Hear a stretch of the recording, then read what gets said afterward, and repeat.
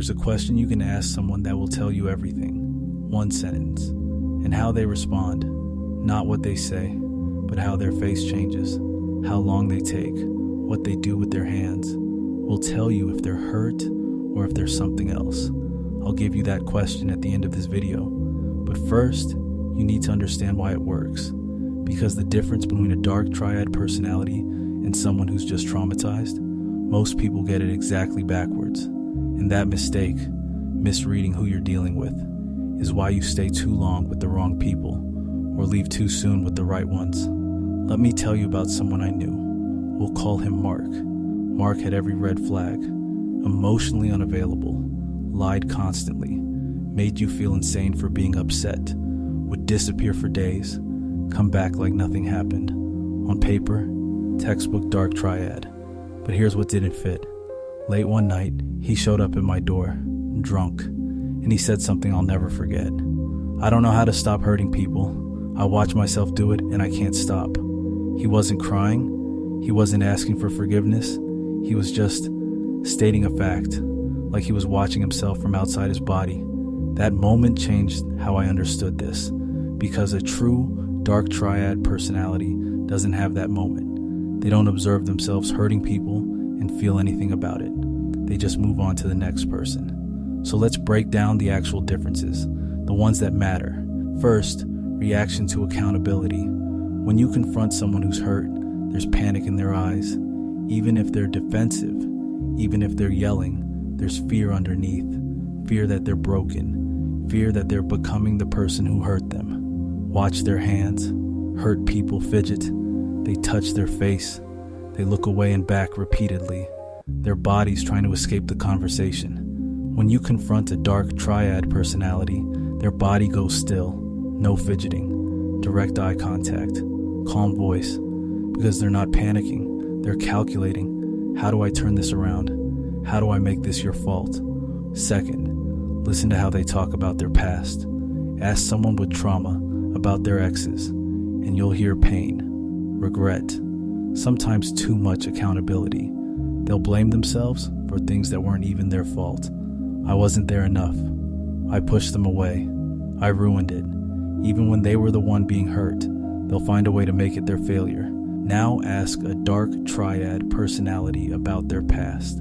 Every ex is crazy. Every friend who left was jealous. Every job they lost was because someone had it out for them. And here's the tell. They don't just say it, they believe it. There's no moment of doubt. Just certainty that everyone else was the problem. Trauma makes you afraid you're broken. Dark triad makes you certain everyone else is. Third difference, what they do when they're alone. People with trauma isolate because being around others hurts too much, but the isolation eats at them. They know something's wrong. They feel the weight of it. My friend Mark, he'd go weeks without talking to anyone, and when he'd finally answer the door, his apartment smelled stale, dishes piled up, like he'd been sitting in the dark just existing. That's what hurt looks like alone. Dark triad personalities isolate when you stop being useful, and when they come back, their place is spotless. They weren't sitting in their pain, they were just done with you for a bit. When hurt people are alone, they're haunted. When dark triad people are alone, they're recharging. But here's where everyone gets confused. Because trauma can create dark triad traits.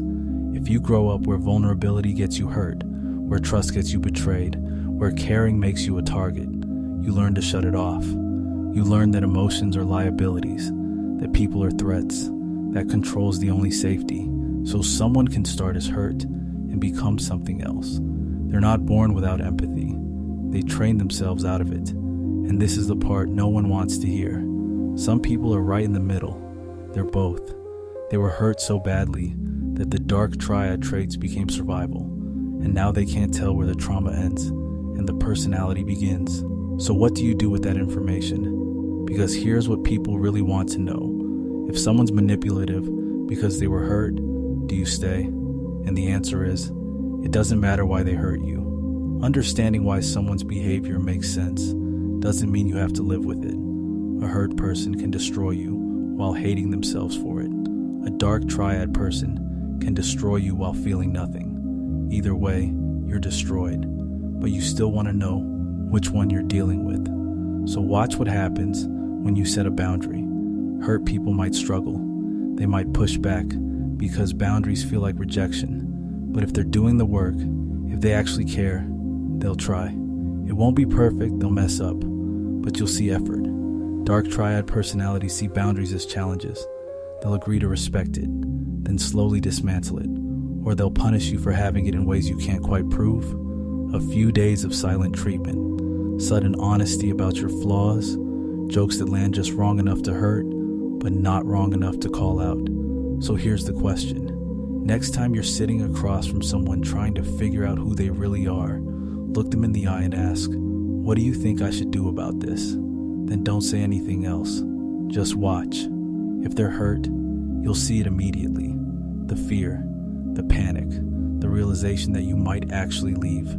If they're Dark Triad, they'll stay calm. They might even tell you to leave, because they don't actually think you will.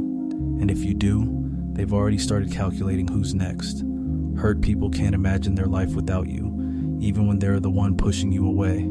Dark Triad, people have already imagined it, and they're fine. So that's how you know. Not by what they say, by whether they're afraid of your answer.